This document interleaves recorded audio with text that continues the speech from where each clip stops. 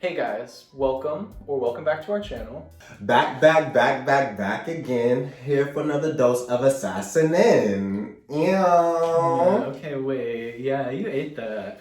I didn't make that up, but it's cute. I got it from Drag Race.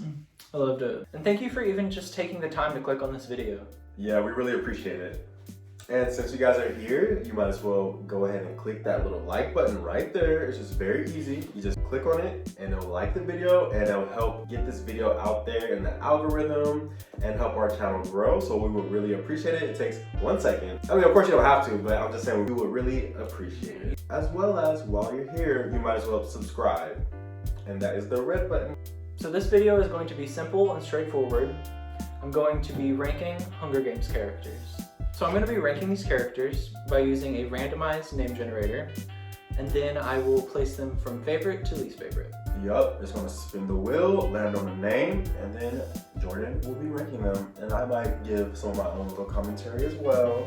We are Hunger Games girlies over here. This is a Hunger Games, Doctor Who household, etc. You know, Harry Potter, X-Men, you know. Yeah, we had a little marathon. We rewatched all of the Hunger Games movies. Well, it was a rewatch for Jordan. It was my first watch. This was like the 800th rewatch for me. Yeah, we wanted to be fresh in our brains so we can go see the new prequel, which we love. The Ballad of Songbirds and Snakes. Right. Yeah. And Rachel Zegler was like perfect for that role. Everything. We loved it. She mothered. Like, someone please go collect the placenta. There was placenta everywhere. Now, I have been a fan of the Hunger Games forever. Probably like 10 years, 2013, 2014. I went to see the movies when I was probably 11 or 12 and I loved them. I've been a fan ever since. I read the books. I have watched the movies so many times I can't even remember. I've made my parents watch them, I've made my friends watch them, I made him watch them. I'm indoctrinating everybody into the Hunger Games fandom because you just need to know how good this series is, how good everything is. It will change your life, I promise. Suzanne Collins. The woman that you are, girl. She is so, like, her brain. Oh my god. She got all the little, like, subtle clues and stuff that she leaves throughout the series, throughout the books. If you haven't read the books, the movies are good, but the books are a whole nother level. They are insane. Go read the books. Now let's get into this ranking video. You guys, in this type of ranking system, how it goes is you rank as you go. So once you fill a slot, you cannot replace that slot. There's no altering it. You just got to keep going on. So if someone lands on top, then it is what it is. So now I will be starting and choosing the first character. Let's spin the wheel. I wonder who we're gonna get. I don't know. Katniss. Peeta. Finnick. Okay, Finnick. Are you a big fan of Finnick? Not very much. For me, like, he kind of slid under the radar a little bit. Because I've only seen the movies, I haven't read the books. So, like, in the movies, I don't know, he seemed very much like side character, background character. I didn't really hear him too much, didn't really see him too much. So for me, yeah, I don't really care that much about Finnick. Me personally, I have loved Finnick since the moment I saw him grace our screens in Catching Fire. Okay, I've had a crush on him. I remember I went to see Mockingjay Part 1, and yeah, I wanted to see Mockingjay Part 1 because, you know, it's the beginning of the finale, but like, I wanted to see Finnick shirtless again because he was shirtless in Catching Fire. So come on, we need another movie with Finnick shirtless.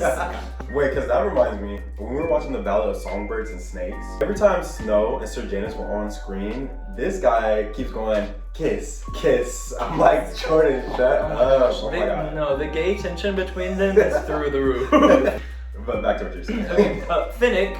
The bi tension between him and Peeta in Catching Fire. Okay, let's talk about that. When he's giving him mouth-to-mouth, making out with him. In the book, Katniss literally thought, oh, well, Finnick's just kissing Peeta. Okay, she was okay with it, because, I mean, you know, I would be too. Cut that out, because Finnick's 17 in this, so never mind. Well, you're probably like 12 when you saw it. Yeah. So where, then, does Finnick fall on this ranking? I like looking at him. But also, I like him as a character. He's very interesting. He goes through a lot of trauma. He's very layered. So I think I'm gonna put him at 4. Okay. Yeah. And you gotta keep in mind, like, once spots are getting full, like, if you say those top spots, you never know. It's random, so we don't know who we're gonna get. We haven't seen these beforehand. So yeah, like you might, end up having to give that spot to like somebody you hate. Really. When I have to put President Snow at number 1. Gail's gonna be number 1. Oh my god, Gail's the most hated. Time to spin the wheel. Wait, hold on. Before we move on, no, actually I have a question because so your opinion on Finnick, is that based off of the books right now you're talking about? Is it based off the movie? Is it both? Like what's going on? Both, because obviously in the book, him and Katniss formed a stronger relationship in Mockingjay after they experienced a lot of similar trauma. But also I just like him in the movie a lot. He's very charming, he's very charismatic. I don't know, I must have missed this because like in the movie, I don't know, I don't see, does he get a lot of spotlight time or something? Because I don't see him, I didn't see him talk that much, I didn't see like many moments. You missed the whole sugar cube scene, okay? The sugar cube scene, that's an iconic scene in the Hunger Games fandom. We need to rewatch it. We're gonna rewatch it tonight, how about that? I love Finnick, like Finnick is so good, the sugar cube scene is so iconic. Okay, who's next? Okay. I want to spin. Okay. Let's spin the wheel. Oh my god, I feel like the Wheel of Fortune girl. So, who did the wheel land on? I don't even know who this one is.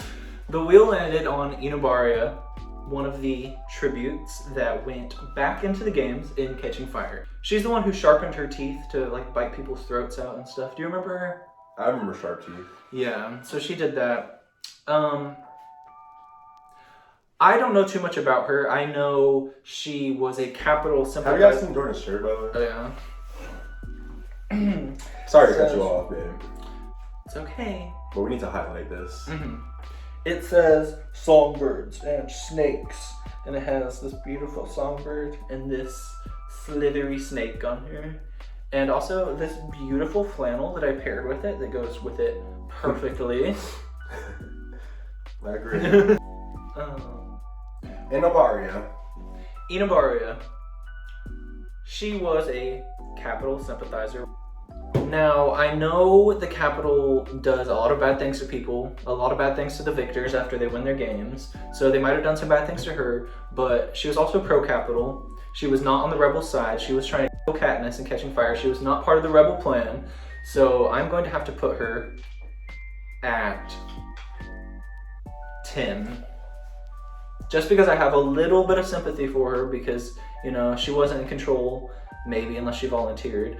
She wasn't in control of going into the games the first time, all the trauma she went through. So, 10. Okay. Next. Who are we gonna get? Oh my gosh, we got Katniss. Mother alert. Oh my gosh, she's going to labor. Nurse. Katniss Everdeen. The Mockingjay herself. Yeah, the girl on fire, okay. The realest woman in all of Panem. She didn't want to be there the entire time, but she powered through. Yeah, she survived all that trauma. She survived a love triangle, if that's what you want to call it. When it comes to me, yes, I love Katniss. Like, I love a strong, powerful woman in control. Like, yes, like, sling that bow and arrow, do what you gotta do. That's a big part of why I loved her a lot. Not so much, the character from the prequel. I really like Katniss a lot because she was about that action. Like, I don't want no girl that's gonna go hiding and running and ducking and dodging and all that. No, like, let's be about that action. Let's really stand on business. Do your big one. And do what you gotta do. Handle your biz. Stand 10 toes, baby. Stand 10 toes. You know what they say? They've said this before, that Lucy Gray was a performer who was forced to hunt. That's true. And Katniss was a hunter who was forced to perform. That's true. When you told me that. Yeah, so they're going to be different, obviously, okay? That made a lot of sense when you told me that. So you have to look and I do like the different perspectives. Don't get me wrong, I do like that. But I'm just saying when it comes to the characters, like, that's part of why I really like Katniss, because she was about that action. She was, I love a good rebel. I love, forget about the hierarchy, well, I want to say the other F word, but I'm not going to say that, but like, the patriarchy, the hierarchy, yes, like, let's take these evil dictators down, mother, and that's exactly what she did. When she took down Coin, the other side of the coin, Gag City. Yeah, because we all know that President Coin was just the two sides of the same coin. Her and President Snow, they're the same thing. She's just the other side.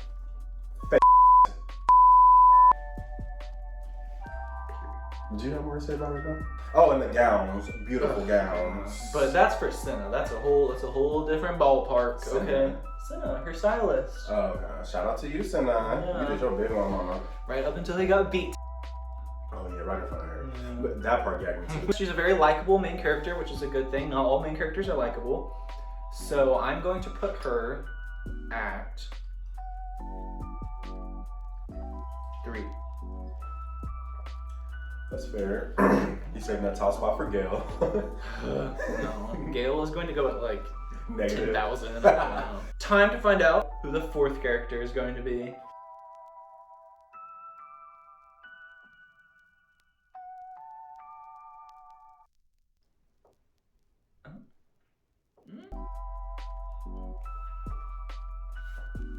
Cousin Tigress. Tigress Snow. Now we saw her in both Mockingjay Part 2, and she had a more prominent role in The Ballad of Songbirds and Snakes, played by Hunter Schafer, Mother. I think you look just like your father, Coriolanus. I can never say his. I can never say his name right. Just think anus. Coriolanus. Just think anus. Of Because course, that's the you're part. different. Anus. I personally love Tigress. She is one of my favorite characters ever. In The Ballad of Songbirds and Snakes, she is a struggling stylist. She's trying to become a big-time stylist. She's working hard. She's doing her best to support the Snow family. And she is genuinely a good person, unlike Coriolanus, her cousin, who thinks about selling her body, okay? Yeah, in the book, his inner monologue, he talks about that. And then doesn't he like go through with it? Yeah, I'm pretty sure. And then he just is not good, okay? So, Tigress, I feel for you, okay? You had to put up with that. You are an awesome person. However, there are some characters on this wheel that I like more than you. So Wait, before you rank though, let me give my little 2 cents. Yeah, when it came to Tigress, I definitely get what you're saying. Like, she definitely seemed like a good person. She was like supportive, like very supportive of her cousin, trying to help him follow his dreams. And she just seemed like that friend, like, you know, we all want in our corner. Telling him, like, you should eat before your big day and everything like that. You could tell she had a really big heart. You could tell she was considerate. You could tell that she saw the best in him and she saw the good in him. And she just wanted to bring that out. And I think that she also maybe saw the darkness as well. And she was trying to lead him to the light and guide him to that light. Steer him away from the darkness in the other direction. Yeah. And then once that darkness engulfed him, you could tell she was just sad and disappointed. Yeah. Which is sad. It is very sad. That line that I tried to say earlier that I botched, I like that a lot. Just how, like, you know, she said when she saw Snow's dad's eyes that they were just lifeless. It was full of hate. Yeah. Yeah. And then now when she sees Corio's eyes, like, yeah, she sees the same thing now. Yeah. Because that's when she finally calls him. Oh, is that what you were about Yeah. to say? Because throughout the entire movie, if you notice in the movie, she calls him Corio. It's a nickname that she gives her cousin. And mind you, me being a dancer, like, I'm like, what, a little 8 count? Coreo. Like, because I'll break it down. So I'm fierce, honey.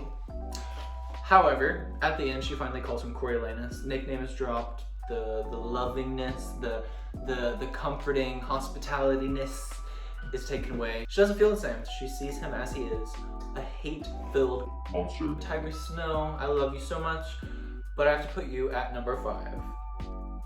Love you, Tigress. Mwah. Time for number 5. So the 5th character is Wiress. Walrus?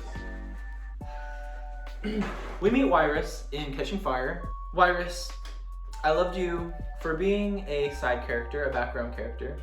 You were very interesting. I liked your dynamic with BT, but unfortunately, compared to some of the other characters, especially in Catching Fire, where you were introduced, you're just, you don't compete. I'm sorry, Wiress. Yeah, I love you, but you can't compete. For me, like, yeah, I didn't really know who Walrus was until Jordan just No. Wiress. Until Jordan just reminded me. I mean, yeah, like the only moment I remember was the clock thing in the second movie, which I did think was a really cool moment. The way that that character led to the reveal of the clock situation in the arena. That was a cool moment. So I'm going to have to rank Wiress at 9. Next. That super freaky girl guy. Kato. Me personally, I'm not the biggest fan of Kato. I know when he got into the games, they weren't really what he was expecting. He thought the Capitol was just using him.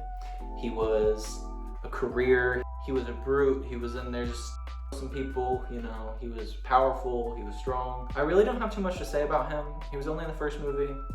He was a good villain for in the game. But I agree. Other than that, he's, you know, just side character. Yeah, when it comes to Kato, I do love a good villain. And I think he served that good villain role. He was dominant, aggressive, taking out tribute after tribute, you know, bossing around the other tributes. He was like menacing, you know, didn't seem like he had sympathy, empathy. He's there to kick and take names. And in a dog-eat-dog game, like the Hunger Games, like Earth, like the world we live in, that's how you gotta be sometimes. You gotta be ruthless. And he did what he had to do. I will say, I don't like the way he was taken down though. Like, I think that was a little anticlimactic. I think he was built up to be like, you know, a pretty big bad guy. And then like, I don't know, it just seemed like the standoff was pretty short. And then next thing I know, the little dogs are eating him. But yeah, I like him. I'm probably going to have to rank him at 11.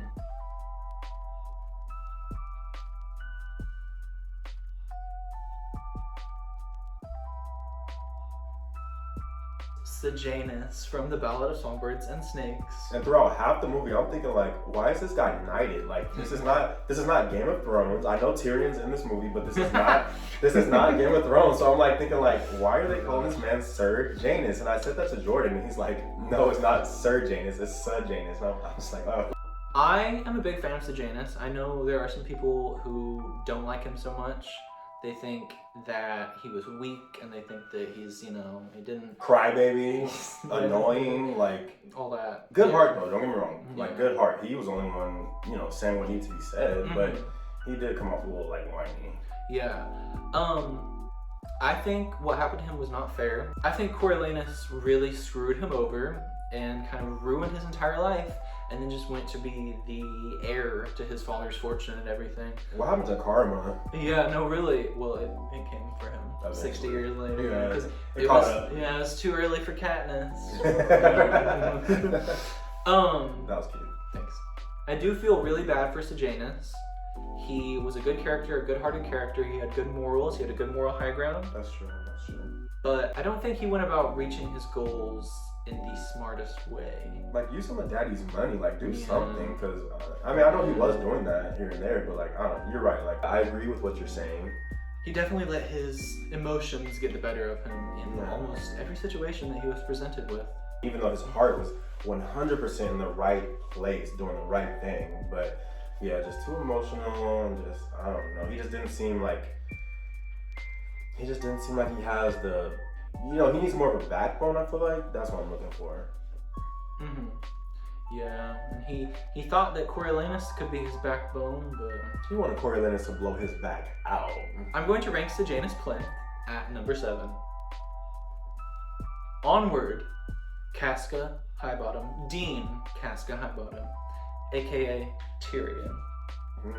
Yeah. Tyrion. Morphling addict Tyrion. He's always addicted to something. Yeah. I was really happy. He really is. Yeah. I said that in the movie. Like, he yeah. always has some type of substance abuse crutch. But I was really happy to see Tyrion in this movie, because I always like to see an actor that I enjoy from a different show be in another thing or another movie or another project. And I don't know how much acting he does nowadays. I know, I'm sure he's filthy rich, he doesn't really need to do it. But I just know personally I don't see him in too many things. So it was really nice and cool seeing him in this. And hearing his American accent and everything. That's his real accent. Oh, I didn't know that. Yeah, I just learned that right now in real time. He's actually American. Yeah, I figured he was British. So.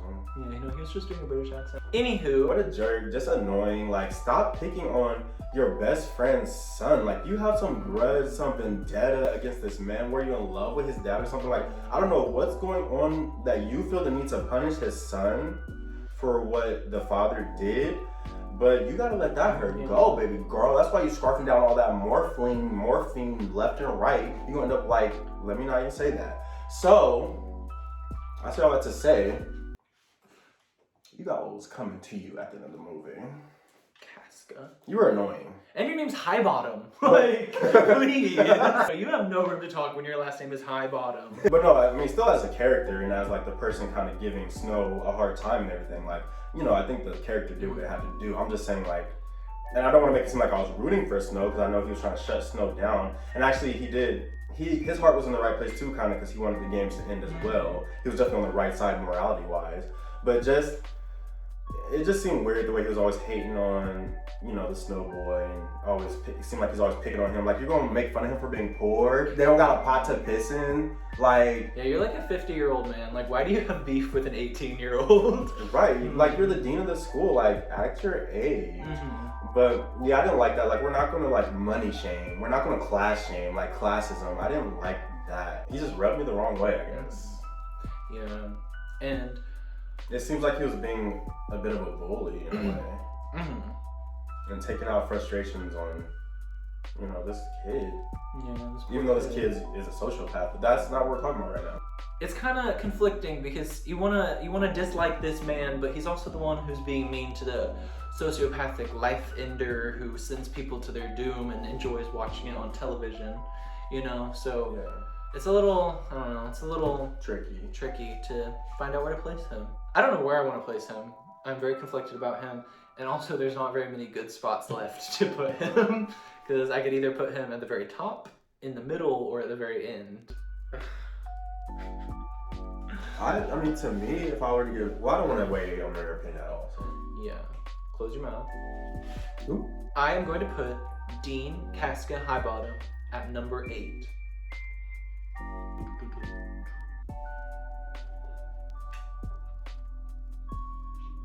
Peter. Oh, Peter. Peter, bread boy, Malark. Not bread boy. Peter, the man that you are too good for any woman, too good for any man. You are just so kind-hearted and nice, and you are so selfless. You care about others more than yourself. Your favorite color is orange like the sunset, not like Effie's hair. And you're just, you put Katniss before yourself the entire time through the games. When you had a whole family, you had yourself. You never once thought about yourself. He was ruthlessly devoted to her. That's so true. I never really thought about all this. But I did love those scenes of him like giving her the bread and stuff. I feel like that really shows what you're saying. So Yeah. I love that. And it's like, you look at him he's like this perfect man, the perfect boyfriend for Katniss. Just add a couple inches, but then he may be the perfect boyfriend. No shade, but Yeah, Josh Hutcherson was just a little short. but other than that, like, get him a stool, he might be the perfect man. Maybe like a ladder. But... So, because I actually am a big fan of Josh Hutcherson. I've been a fan of his since I was like young, you know, like watching him on Bridge of Terabithia, you know, Firehouse Dog, all these movies, Kicking and Screaming. Zathora. That's how they say it in the movie. Do you remember that? I love that movie. Classic. No shade to you, Josh Hutcherson. We respect and we love a short king. Also, he's a brilliant actor. I've seen a lot of his movies. Big fan. I love him. He did a really good job of bringing Peeta to life, and it just made me love him even more. Very selfless character. Yeah. We love that. Good heart. And a strong man too. Well, literally, and like, I feel like emotionally, mentally, all that. He went through a lot and he got through it. Like the starvation, the torture, the having to like say these things that are going against the people that you're a part of and being seen as a traitor.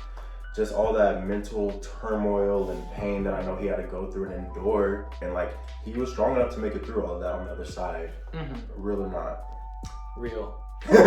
Taking all of that into account, Peeta, I love you.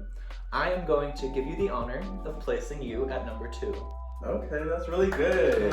Peeta, I would definitely say he deserves that. Mags. Is that the naked girl?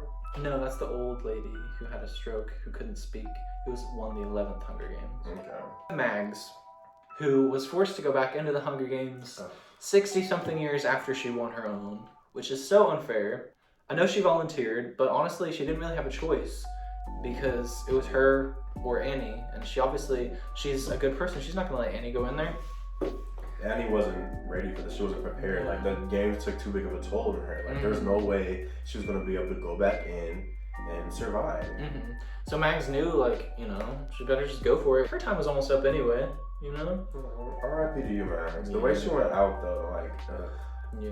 Also, it's really sad because the actress who played Mags has sadly passed away now. I think, yeah, in 2020, she passed away, and that's very sad. So, R.I.P. to her. We loved her as Mags. Yes, we did.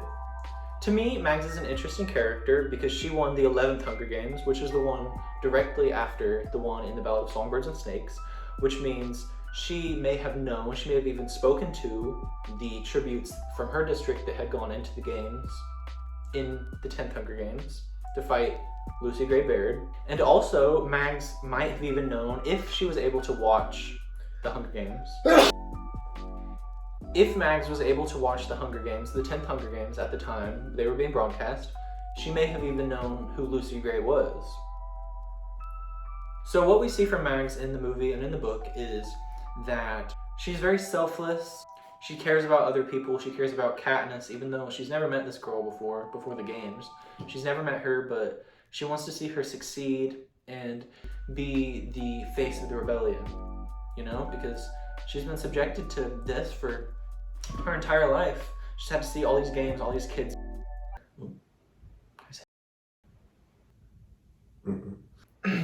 Pass away. I was gonna say perish. She's had to see all these kids perish in the Hunger Games over the past, you know, the entire time she's been alive, probably. So it really just sucks for her. And the fact that she made it through all that, I think it just says a lot for her character, because she stayed true to who she was. She stayed a good person that entire time and didn't let the games affect her. And I love that. I am going to put Miss Mags at number 6. So currently, we only have the first place and the last place open, which is terrifying. Let's figure out who the penultimate character is. I knew it. We love that word. I do. The penultimate person is Coriolanus Snow, aka President Snow.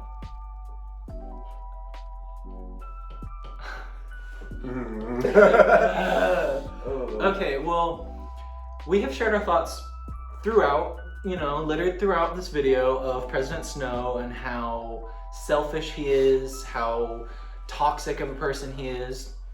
Manipulative. He's a sociopath. I am very scared to put him last because who knows who I'm going to get next to put in first place. I shouldn't have left first place open. I should have put Katniss or Peeta or somebody up there. That's true. Going back now, baby. Oh my god. We in too deep. Okay, so let me say a little bit about Coriolanus.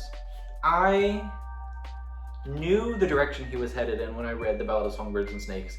I knew he was going to become President Snow, but despite that, the entire time I was hoping that he would still become good somehow. But his internal monologue in that book is crazy. It shows how insane he is, what goes on inside his head, the decisions he's making, they make absolutely no sense. He's just crazy. I was so sad that they left that out of the movie. Okay, I'm gonna do it. I'm gonna put Snow as last. In this situation, Snow landed on bottom. So like overall you don't like Snow? Like overall you hate him? How do you feel his character? I like his character. It's a love-hate relationship. I love reading his character and I love how crazy he is, but I hate him. He is one of the worst people imaginable. He is terrible. He's crazy. He watches these kids fight to their end in a game that's televised. He makes it entertainment. He sells the victors after they win. They think they're gonna have, oh, I made it out of this game. I'm gonna get to go home and live a nice happy life. Nope. He has other plans for you. He's crazy. Like it's all about money. Like it's gross. Yeah, and I feel like a lot of his weirdness stems from his whole situation with Lucy Gray Baird. Like if a lot of that hadn't happened, maybe he wouldn't have been so terrible as president. And the way that if he feels slighted by you, if he feels that you did the smallest thing, if he thinks that there's a possibility that in that small thing that you did, that there was an inkling of you being disrespectful to him, he's going to go find your entire family, he's going to find your kids, he's going to off all of them, he's going to blow up your whole entire district because like you said you didn't like his haircut or something. Like it's a messed up. it's messed up. He's mad with power. I also feel like maybe some of his motivation with how he's just trying to like, cause like I said, like to me it seems like, you know, the Hunger Games, I feel like it turned from its original concept or whatever of just punishment, and it just turned into like an entertainment thing, like make money and a spectacle. And I feel like a lot of this may have stemmed from like financial insecurity, like when he was a kid, and just how like now he's just like wants to make all the money he can, and that's all he cares about is money. He doesn't care about love, he doesn't care about happiness, he doesn't care about the good, the greater good. He just wants to just destroy everything, control everything, and make money. Suzanne Collins, you are capable of writing the most incredible characters, and I will forever be grateful for that. She's very talented. She really is. Let me click it with my fingers crossed.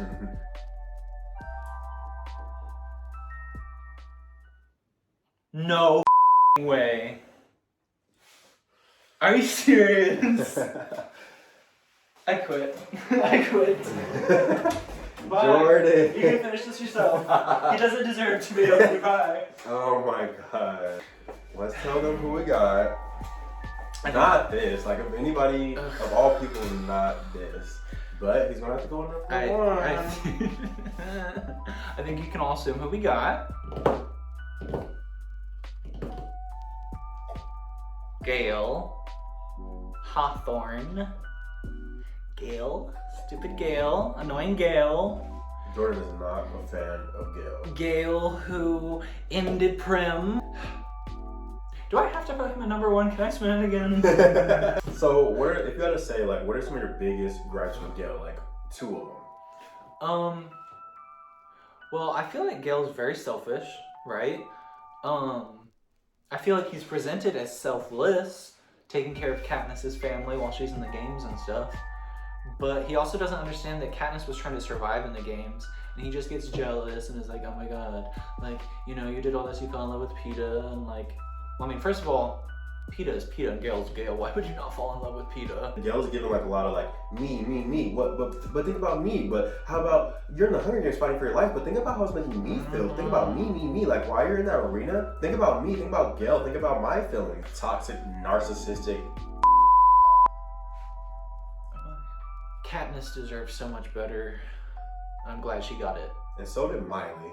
No, let me stop. We do not like Gale, but for the sake of the video, he does have to go at number one. Thank you for saying it.